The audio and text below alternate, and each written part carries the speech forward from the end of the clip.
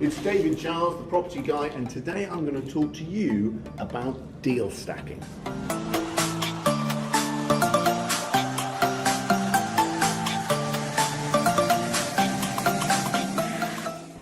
Hi guys, welcome to this video about deal stacking. And I just thought it was really important actually to talk about this subject because I analyse somewhere around 200 deals a year. That's collectively for myself and for other people, more so for others. And what was a really staggering figure actually was out of all those deals, over 90% of them didn't stack up. But it didn't actually stop those people going ahead and actually buying the property or land and spending a lot of money and a lot of time on something that effectively ended up losing them money. And yeah, property is awesome, it's glamorous. It can do amazing things for you in your life. It can give you passive income. It can help you quit a job that you don't like or perhaps you just don't want to do anymore. It can make you go places around the world you wouldn't have normally been able to afford. So I'm not saying property isn't awesome, because it is. It's helped me get to where I want to be, and it's helped me buy this incredible building that you can see behind me. We'll talk about that another time. But one shouldn't forget the risks and the trauma that can be involved in getting property wrong. And it typically stems from not understanding or being able to work the numbers and stack the deal. And that's what I want to talk to you today about in this video, because it's so important. It happened to me and I don't want it to happen to you. So when you get an opportunity come up, whether that's an estate agent gives you a call, or whether it might be you see something online like a Rightmove listing, a Zoopla listing, it could be from a mail out. When you see something, you get those rush of endorphins of excitement. You think, this looks like a deal. And typically it might be something that looks like it needs a lot of work. And I think that's the first thing that people see, where the opportunity lies. They think just because something needs work, it's a deal. And you've got to get that out of your head right now. Believing that something's a deal just because it needs work is madness. I mean, actually, because there are so many people that believe that, and this is the vast majority, they believe that because it needs work, it's a deal and you're going to make buckets of money from it. It's rubbish. Let's say the property in its current negative, awful condition is worth, say, £150,000. But it might need £25,000 to bring it up to a good standard. That would actually make the property worth £175,000 if the estate agent who valued it and took it on the market in the first place valued it correctly. Because what a estate agent should do, and this is what my guys do at Team Embark, if there's a property that needs work and it's worth £175,000 if it was in good condition, and the guys reckon it's going to cost about £25,000 to get there, they simply take that off the finished new refurbished price, and that's what they go to market at. Now you think, what? There's no room for profit. Now my guys in Embark, they're not, when they're valuing properties, they're valuing it for the client, who in that instance is the seller. So they are going to value it at the highest possible price based on what they believe someone is prepared to pay, because that's actually all a property is worth. It's just worth what someone is prepared to pay. And because there are people, prospective buyers, should I say, out there that are willing to buy properties without any profit margins, well, they're doing. The guys Embark and all the other agents who value correctly like that are doing well by their clients, because, yes, I'm a property investor, a property developer, as well as having an agency, but I would only buy properties where I can make a profit. But I'm not, me and you, it might be similar, but there's other people that do not think like that. They're just looking for a home. So rather than buy the property at £175,000 with a nice kitchen, but they don't like it, a nice bathroom, but they don't like it, nice coloured walls and flooring, but they don't like it, rather than buy something for 175 and spend 10 or 15,000 changing it anyway, they're actually in negative equity because all they've done is just change the taste, not the value, but it's cost them to do that. So there's guys like that, you know, we class them as owner occupiers, home hunters, that would much rather pay 150,000 for something that's knackered, spend 25 grand on it to get it the way exactly how they want it, and, you know, no negative equity. It's worth what they've paid effectively gross in terms of the purchase price and what they've spent on it. They're not looking for profit. And whilst those buyer types exist, you can't make a profit from buying a property that needs work and doing it up and selling it if the agent has valued it correctly in the first place. So stacking a deal. Come on, let's get this right. It's quite simple if you're just talking about a refurbishment project, because all you need to do is look at the price you need to pay, plus the cost of works that you anticipate, and be brutal. You know, don't think, oh, it'll be okay, and it's going to cost a couple of grand to put a kitchen in. It's not. You know, it's going to probably cost that to fit it. So, you know, all your costs. You've got to look at the costs in terms of the legal fees, the solicitors to buy the property, the legal fees to sell the property, the estate agency fees to sell the property, and also tax like stamp duty to sell the property, let alone the actual tax implications of the tax you will have to pay in the profits you make. So you've got to take all these things into account. And you've got to be brutal on your predicted resale. What's the property going to sell for? Don't go for the dream, oh yeah, we're definitely going to get that because it's going to be, everybody's going to want it. Look at the comparable evidence on the portals such as Rightmove and Zoopla, and take the worst examples as instead of the best examples of what you might sell the property for. And then before all that, you have to determine what you're prepared to do all this for, because it's going to take a lot of your time, and it's going to suck up a lot of capital. So, you know, if you're prepared to do it for 10,000 quid, if you're only going to prepare to do it for 50,000 quid, you need to determine that right at the beginning, and that's going to form part of that equation to work backwards. And if it doesn't deliver that financial forecast, do not buy it. And don't buy it just because you're frustrated and angry because you haven't found something for so long and you just go, bugger it, I'm going to buy anything. Don't. You wait and you get the right one. Now, where people really cock up is planning.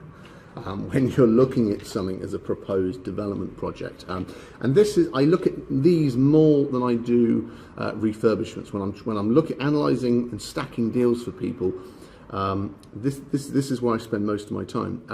Now, it's very easy to get this wrong, and it's staggering actually that in planning terms, at least 8 out of the 10 land deals or conversion opportunities that people ring me up and say, Dave, I've seen this deal, is it a deal? Honestly, you know, at least 8 out of 10 don't work. Unfortunately, a lot of the calls I get are after people have bought them, and it's so frustrating. But for them and for me, because I just know how painful it is to do this.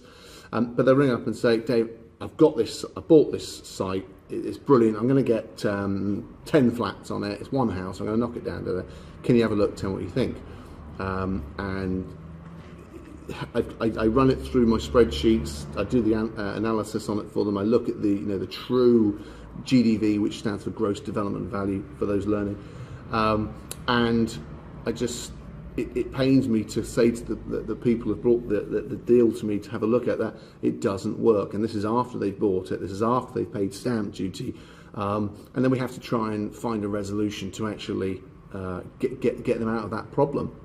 So it really is important to understand how you stack a land deal before you buy it, for God's sake.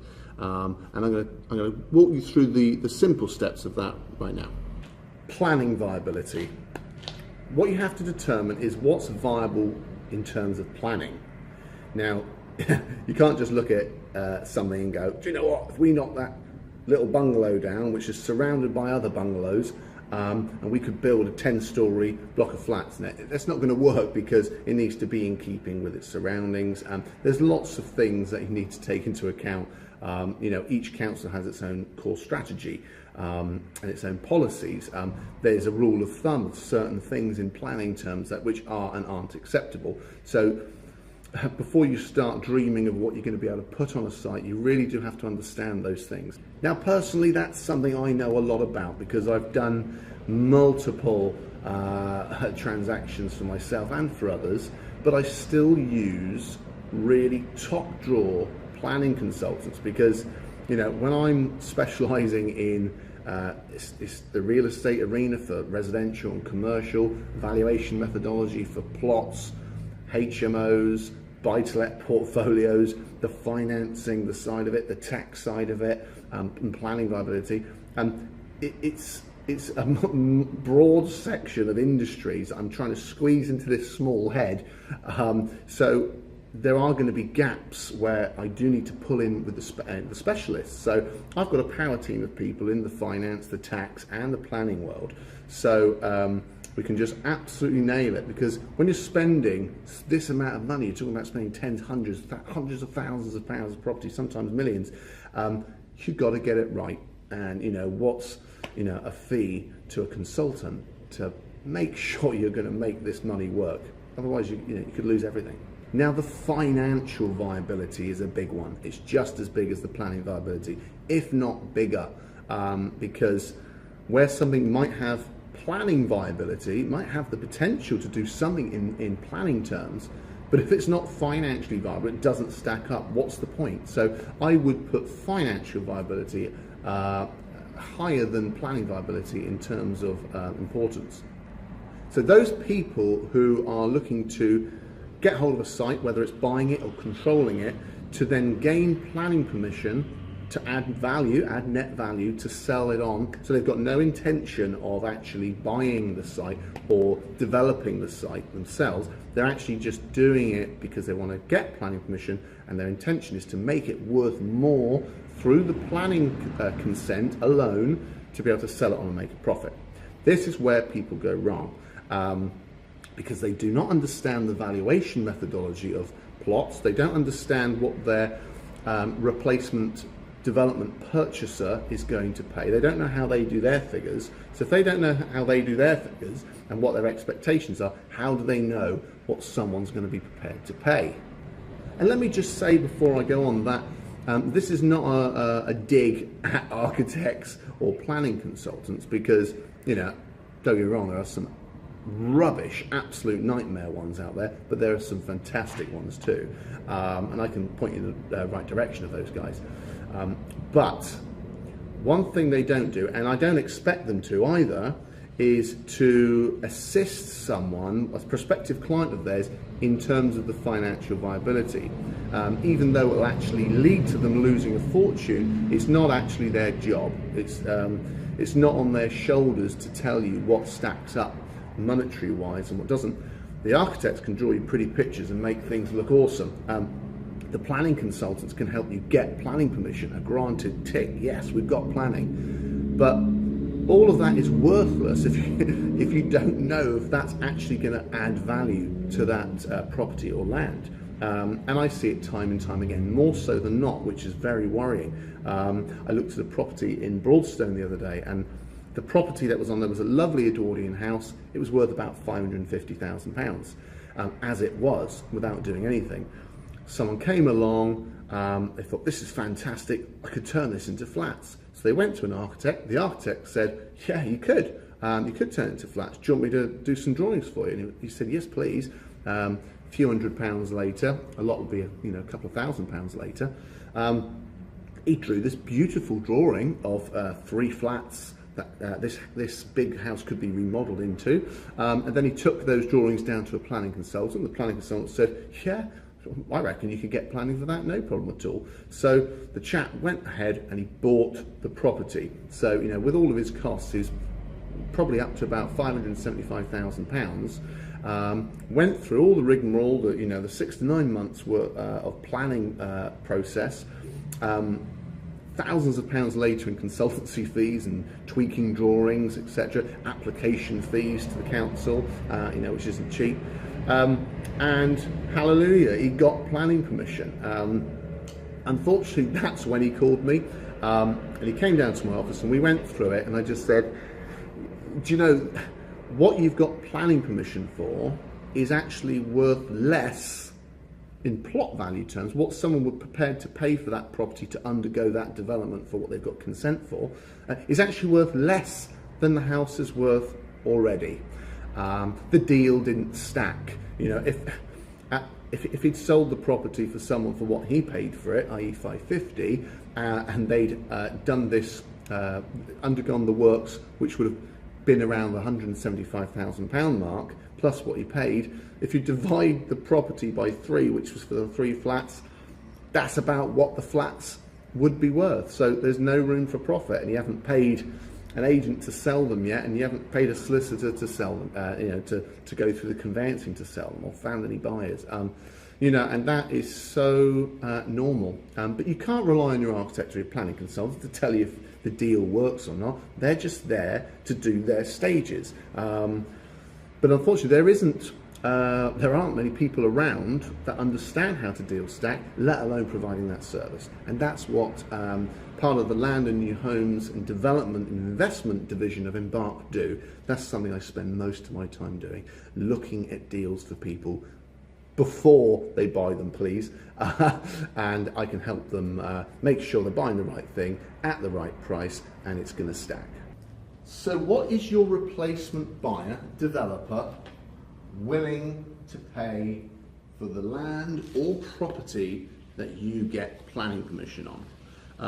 Well, typically they're after 25% return on capital employed. Some are content with 20%. I've seen some as low as 15%, but it certainly depends on the product type, and it certainly depends on the location. So there are factors in there that you have to be aware of when looking to stack a deal. But if you work off 25% and the deal works, and you can sell a deal to somebody where they can make a 25% return on their capital employed, and you've got a margin beyond that, that's going to work all day long. And if you want some help with that, you've seen something, please feel free just to give us a call or send me an email, and I'll walk you through that, because it's so important you get that right. There's no point spending all the money and buying something and getting planning permission if it's not going to be worth more to the person you want to sell it with. It's pretty simple, but clearly the vast majority of property investors and property developers don't get it right. So there's clearly a demand for that service, which is part of the reason why I set that division up with Embark. But the deep-rooted reason why I actually did it was because I buggered up myself so many times in my early years of investing, and I don't want it to happen to anybody else, because it can cause financial problems, which can lead to financial stress, which can lead to personal health issues, which happened to me. So I find it really important, and I have a holistic reasons for wanting to help people do this, as well as monetizing it in a business form. I need to be able to do that to make the viable use of my time. But if I can do it by helping people and helping them avoid the traumas and mistakes and learnings that I've already made, it makes sense. Let's do a quick example. You see a plot of land, it's £100,000. You do your figures, you speak to a builder, whatever, and they say it's going to cost £100,000 to build the property that you want to build. So that's £200,000. And let's say the property is going to be worth £250,000 by the time it's built and done. Now, gross speaking wise, there's a £50,000 profit there, so we'll keep the maths simple for the moment. So if you can make £50,000 from putting in £200,000, that's a 25% return on that money. Now, we're not going to go into adding on the stamp duty and bits and pieces like that. By the time you take all those bits off, that probably goes down to about a 20% return on the money, but let's keep it simple for the moment. So let's say you did that. So you've bought the land for 100, and you've now got planning permission on it to build something that's going to be worth £250,000 when it's built, but it's going to cost £100,000 to get there. But let's say you don't have the money or the inclination or the confidence to actually go and build this. So you've bought the land for 100,000 and you've spent quite a few £1,000s getting planning permission, and now you want to sell the land. So you think, well, I've bought the land for 100,000, I've got planning permission, it must be worth a lot more money now with planning permission. Well, I'm afraid to say that in that instance, someone's only actually going to pay you £100,000 because they're going to do the numbers that we've just done. £100,000 to buy, £100,000 to build, £250,000 to sell. They'll make 50 grand. 50 grand earnings off putting in 200 is their desired 25% return on capital employed. There's no money for you. You needed to buy it for less than £100,000. So let's say you agreed to buy the land for 70 or 80,000 pounds, then you know that if you get planning permission for something worth 250,000, you can sell it for 100,000. So you have to reverse engineer it. You have to understand what the person's going to pay for it before you agree what you're going to pay for it. Again, it sounds quite simple, but clearly not, because more people get this wrong than not. So if you see a piece of land or you see a property with opportunity, before you go ahead, if you don't know how to stack a deal, and don't be shy if you don't know how to stack a deal, most people don't clearly. So pick up the phone, I'll work through it for you, I'll help you make the right offer, I'll help you understand how you're going to create the net value through a planning gain on this and whether it's financially viable. That's all I've got time for today, but I do hope that was useful, and I wish everybody and all of you the success in your own property journeys. That's what Embark is for. That is what we're about, and I look forward to hearing from you about your own property investment journeys.